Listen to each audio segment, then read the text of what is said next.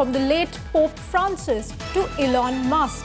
And Donald Trump has thrown his hat in the ring and has been lobbying aggressively. So will Trump get the Peace Prize? That's the big question at this moment as we wait for the Nobel Committee to announce the winner of this year's Nobel Peace Prize.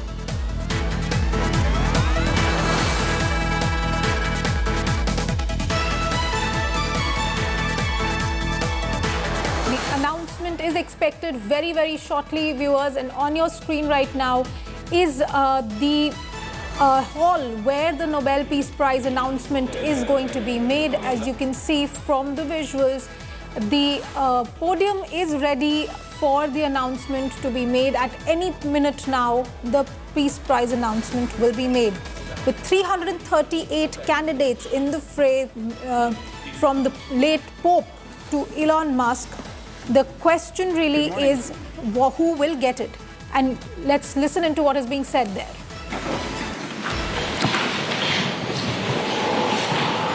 The Nobel Peace Prize for 2025 goes to a brave and committed champion of peace, to a woman who keeps the flame of democracy burning amidst a growing darkness. The Norwegian Nobel Committee has decided to award the Nobel Peace Prize for 2025 to Maria Corina Machado.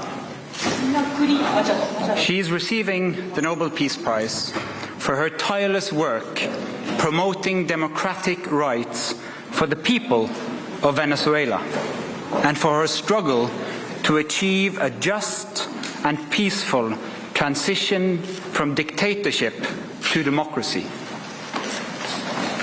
As the leader of the democratic forces in Venezuela, Maria Corina Machado is one of the most extraordinary examples of civilian courage in Latin America in recent times.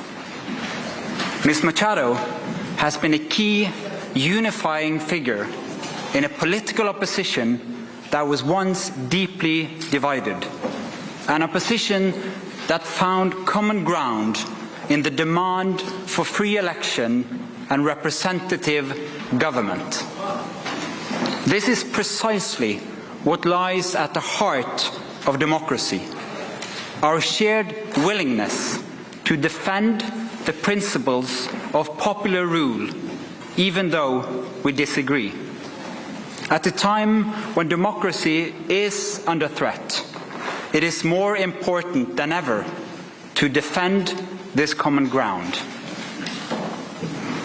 Venezuela has evolved from a relatively democratic and prosperous country to a brutal and authoritarian state that is now suffering a humanitarian and economic crisis. Most Venezuelans live in deep poverty, even as the few at the top enrich themselves. The violent machinery and clearly a big setback for Donald Trump, but a very, very clear message going from the Nobel Committee. A woman leader from South America, a Venezuelan opposition leader, Maria Corina Machado, who has been talking about democracy, about people's rights, gets the Nobel Peace Prize. Maria Corina Machado awarded the Nobel Peace Prize. This is a big setback for US President Donald Trump, who has been touting his work in the international arena as his reason to get the Nobel Peace Prize. But a very clear message being sent by the Nobel Committee as it chooses a woman leader, a Venezuelan woman leader who's been talking about transitioning from autocracy, from a brutal regime to democracy. And the statement being made by the in the announcement that at a time when democracy is under threat, it is more important than ever to defend this ground. Geeta Mohan joins me on this story. Geeta, a very clear message being sent by the Nobel Peace Prize Committee, isn't it? Well, absolutely. In fact, America will not be very unhappy with the decision because They've been fighting the Maduro administration for a very long time.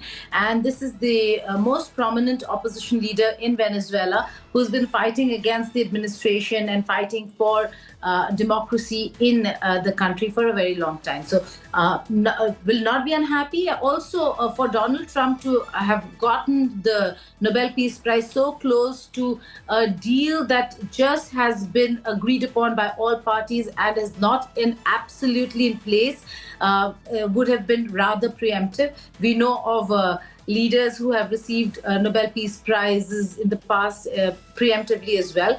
And nothing really was delivered. And there are many such cases, including in '94 when after the Oslo Accord, Rabin, Yasser Arafat, and Shimon Peres also won the Nobel Peace Prize. And what happened to Oslo? Look at where Israel and Palestine question is today. In all probability, they'd like to see more in terms of delivery and a lasting peace for President Donald Trump to really receive the award. So no award for Donald Trump this year. There are many questions that were raised and have been raised as to what will happen and what will Donald Trump do to Norway or with Norway should he not win the award. There could be some ramifications and repercussions, but this has been a very diplomatic decision in many ways. There were many other contenders as well, but to choose a Venezuelan opposition leader will stave off the wrath, in all probability, of Washington, D.C., given that they will consider this a very deserving prize and a very deserving award to somebody who has been fighting the bête noire in Venezuela for a very long time. So important decision, a very important announcement that has been made. Donald Trump has missed the bid yet again. This is not the first time that he was nominated.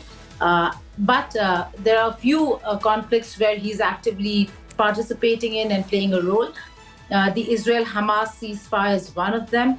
Whether it will bring lasting peace to the people of Palestine is the question. And that's certainly something that President Trump, should he want to be a peacemaker, will have to deliver upon. The other very important conflict is Russia-Ukraine conflict. Should there be forward movement? Because conversations with Steve Witkoff are underway on that front as well. Should there be forward movement on that front? Then next year, certainly, he will be a serious contender. But this year, it was too early, and things are still not fallen in place. There's just an agreement, and all parties have agreed to accept it. We'll have to wait and see if there are going to be violations and who's going to violate.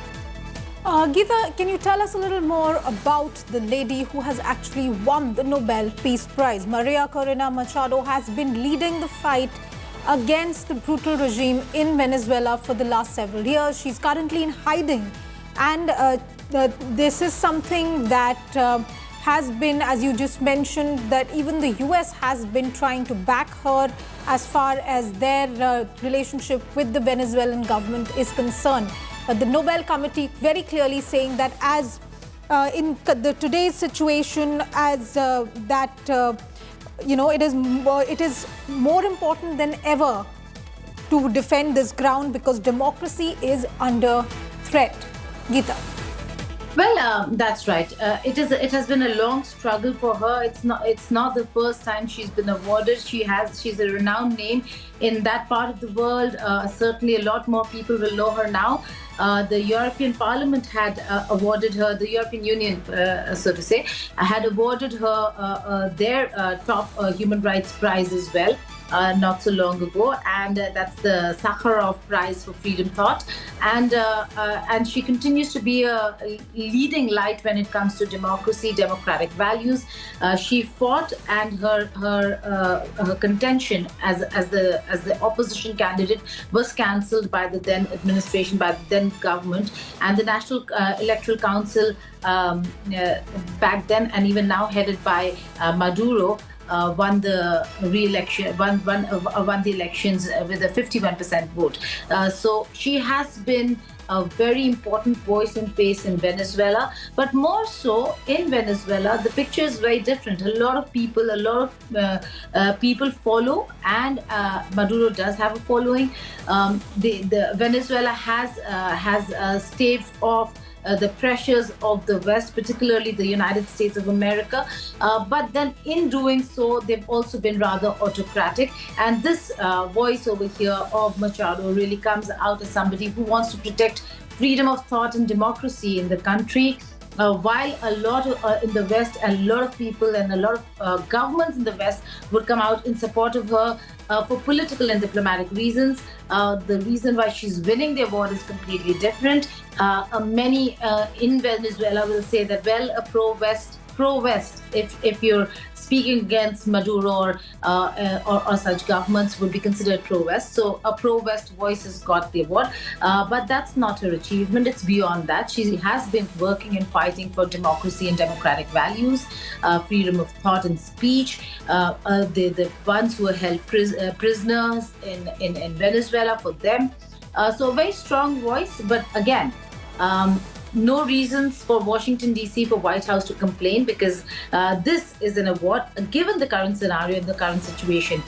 We're looking at a very tense situation between Venezuela and America. And actually, Geeta, on that note, stay on with me. Let's also listen into what Donald Trump had said when he was talking about possibly getting the Nobel Prize. Let's listen in. I know this, that nobody in history has solved 8 wars in a period of 9 months. And I've stopped 8 wars. So that's never happened before. But they'll have to do what they do. Whatever they do is fine. I know this. I didn't do it for that. I did it because I saved a lot of lives. And that's the thing that bothers me so much about the Russia-Ukraine. 7,000 people are dying a week. Young soldiers. They're almost all soldiers of Ukraine and Russia. So in theory, it doesn't affect us, no, but it's a terrible thing. And we'll get that solved too. But nobody has ever done 8 wars. Nobody's done 8 wars in 30 years, let alone 9 months. Geeta, given what Donald Trump has been saying and what we were just discussing about Maria Machado's contribution, how are you seeing the response from the international community to this Nobel Peace Prize? Because Donald Trump has been talking about having resolved wars, having brought peace to multiple or long conflicts. Well, the Nobel Prize Committee is, particularly Norway, have dodged a bullet over here. Because they do know that there will be the whole of West is certainly going to welcome the decision, and America is also certainly going to welcome this decision of awarding Machado the Nobel Peace Prize. So instead of looking at who got it and where and what the reactions are going to be, which are going to be absolutely welcoming of the decision, but also in terms of how White House would have reacted should it have been anyone else. Because look at the claim that has been made. Look at what President Donald Trump has been saying. We are focused on only Israel, Hamas, and I'm saying that, okay, it just happened and let's wait and see. But he's already claimed having solved 8 wars or completely in trend. It is not about the conflicts or wars that had already stalled for a bit. It is about lasting peace in the 2 biggest conflicts that we've been seeing. That's Israel, Hamas, and the question of Palestine and the Russia-Ukraine war. So his team, and he seems to be committed to looking at bringing about peace. Will he be able to or not is the question. But I really think that Norway and the Nobel Peace Prize Committee did well, dodged a bullet here by choosing a Venezuelan leader, opposition leader, as the top choice for the award, because if it were any other country, it would have been very difficult. The fact that it's a Venezuelan who's been fighting Maduro and who very actively America's fighting in the waters between Venezuela and America, even as we speak, is White House. So I think there will be a lot of a lot of welcoming of the decision and congratulatory notes that will go the winner and the committee's way. Geeta, let's also talk about Maria Machado's own contributions. She's a woman leader who's been talking about fighting autocracy for the last almost more than a decade. She's been talking about education, she's talking about reform, she's talking about anti-corruption. But at the same time, she's also talking about privatization of companies, privatization of state-run entities, and that is something that the current regime in Venezuela and even people in Venezuela have criticized her about. When it comes to economics, politics, democracy, diplomacy, how are you seeing the contributions made by Maria Machado, the person, the lady who has now been given the Nobel Peace Prize? Well, she comes from a certain political line of thinking. I'd say that her contribution has more to do with the fact that she was fighting for freedom of thought, democracy, fighting against illegal imprisonment, so on and so forth. But her political line of thinking is and is far removed from what Venezuela has been in terms of having a more socialistic leaning in their form of government. What she's looking for is privatize all these companies, all these important public sector units that should have been privatized long ago, so that it's in the hands of the people and not the governments, and that the monopolizing of these very important resources really stop. Particularly, Venezuela thrives on one aspect, and that's oil, and energy. Not having access to and not being able to capitalize on, optimally utilize and exploit the full potential of a country's resources, where Venezuela could have been a thriving economy, is something that she's been advocating and talking about. Venezuela comes from a very different school of thought, where they say that everything does not require privatization and capitalization, and has been fighting capitalism for a very long time. So then, two different schools of thought in Venezuela. Not everybody sides with the Western philosophy and thought, and not everyone in Venezuela actually agrees with the current administration. The problem lies in not what kind of political line of thinking the two sides have. It has to do with the current administration, in its line of thinking, goes on to become authoritarian, curtails freedom, curtails democratic values and rights.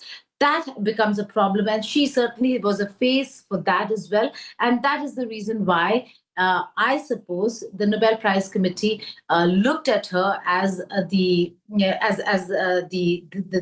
top choice for this award. Remember, she was hiding in the Dutch embassy. Now, all embassies are land of that country, and the hosting country cannot violate that space, cannot go in, march in, or force themselves in. So, as was the case that we'd seen long ago with Wikipedia founder as well, when he was in London, but was in the Ecuadorian embassy. Here she was in the Dutch embassy for a month and then fled to Spain. So we are yet to hear from her. She will be heading to Norway soon, when the prize ceremony will take place. And for now, it's a big win. It's a good win, and it's a diplomatic win as well, where they've not the choice was not just about who they should be giving it, and whether if the person is deserving or not. Yes, most of them that they consider. I mean, there's Imran Khan as well. There's Donald Trump, but most of them that they consider deserving. She made the top cut, I suppose, because she's the opposition leader of Venezuela as well. Not taking away from contribution, not taking away from what she's done, but certainly dodging a bullet here from White House. All right, Geeta, stay on with me. Let's take a look at who is Maria Corina Machado. Maria Corina Machado Pesricha is the current Venezuelan opposition leader. She served as an elected member of the National Assembly of Venezuela from 2011 to 2014. And as the leader of Venezuela's pro-democracy movement, she has played a very crucial role in uniting a once divided opposition under the shared goal of free and fair elections. The Nobel Committee highlighted her belief in the choice of ballots over bullets and her lifelong advocacy for judicial independence, human rights, and representative governance in her country. And despite being barred from contesting in the 2024 presidential elections, Machado had continued her campaign for democracy by backing the opposition candidate Edmundo Gonzalez Urrutia. Under her leadership, hundreds and thousands of volunteers acted as election observers, documenting the true results before the Venezuelan regime could manipulate or destroy the ballots. That has been her contribution. That is what has won her the Nobel Peace Prize. Geeta Mohan, of course, is continuing with me. Geeta, the kind of contribution that Maria Machado has made to democracy, to the discourse on democracy, talking about independent ballots, talking about free and fair elections, that is sending a very clear message to the entire world right now, even to the US really, when it comes to free and fair elections, to the right to dissent, to the right of opposition to be able to speak, isn't it, Geeta? Well, absolutely. She's been a very strong voice. She has been one who's been supported a lot by the West in terms of ensuring that she's able to voice the concerns that she's had in her own country. But at the end of the day, when you look at a leader such as Maria Corina, you know that living and surviving in that country. Surviving would have been very, very difficult. And so she did have to go in hiding. And then she did have to flee the country. The question is, she's won the Nobel Peace Prize. What does it get her in terms of a change in Venezuela, a democratic change in Venezuela, ensuring that elections are free and fair, that democratic voices are heard or allowed to be heard, that there's no false imprisonment of people, so on and so forth. I'll still again repeat that, the political line of thinking and how a government or how a country works is their own. But in doing so, if they become autocratic, that becomes a problem. And Mariana Corina Machado has been fighting that autocracy, that autocratic system that didn't allow democracy to thrive, that didn't allow other leaders to thrive, other lines of thinking to thrive.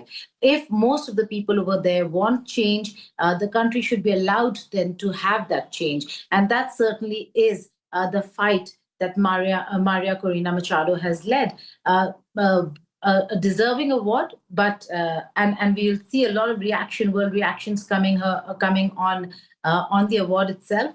But choosing a Venezuelan leader at this point in time, I repeat myself, is a very interesting one.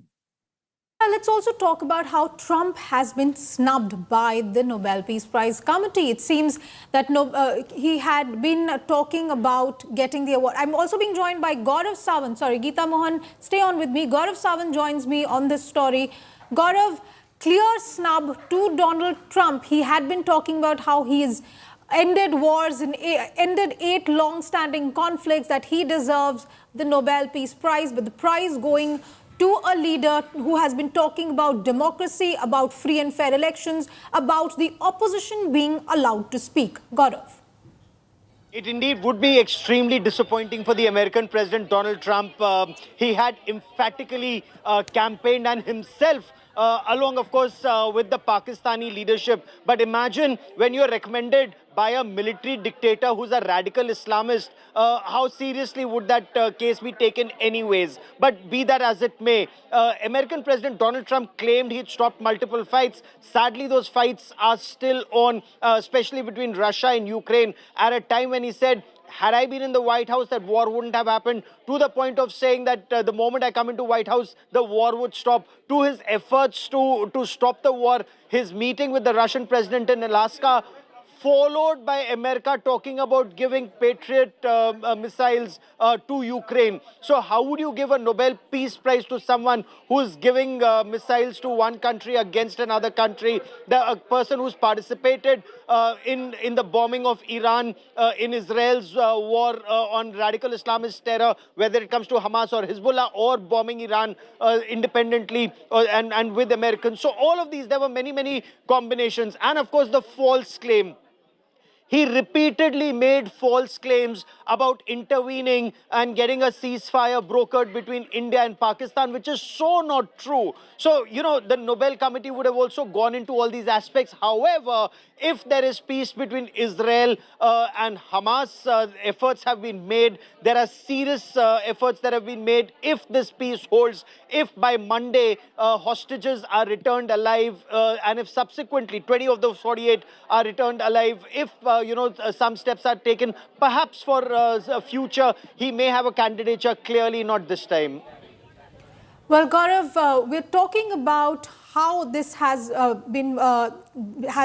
gone, Donald Trump's own campaign for the Nobel Prize. And as Geeta was also saying, it's a very interesting decision taken by the Nobel Peace Prize Committee to award to give this award to a Venezuelan opposition leader, also in a way placating the US government, because they have also been fighting with the Venezuelan government.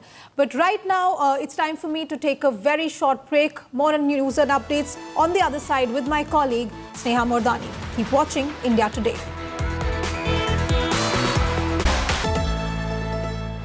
Bliss.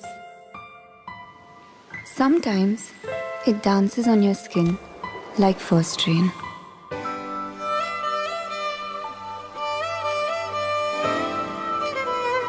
Weaves the magic of warmth into a cold day. Experience bliss in all its forms with Hindware. Hindware, designed for bliss. Living my best life. Mindfully crafted home decor fabrics. Sansar, a decor brand. Live consciously.